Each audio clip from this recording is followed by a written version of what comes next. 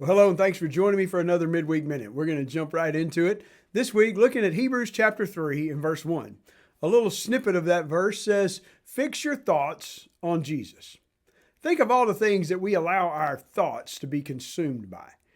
Maybe you're having troubles at home with your spouse or with a child, and we fix our thoughts on that. Maybe we're having turmoil at work, either with a boss or a coworker or with a client that we deal with. We can be guilty of fixing our thoughts on that. Maybe we have some health issues that we're facing and we're fixing our thoughts on what the doctor has said or on a follow-up appointment to hope we get better results or better answers.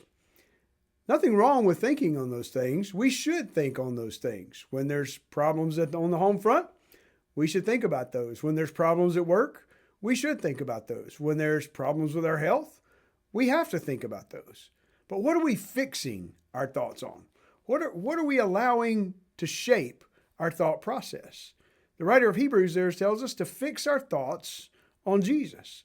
When we'll do that, we bring a whole new perspective, a whole new prism, if you will, to those challenges that we're facing. Just as when you look through one of those prisms of glass, everything appears one way, then you tilt it just a little bit, the prism changes, and suddenly what you're seeing is completely different from what you saw just a few moments ago.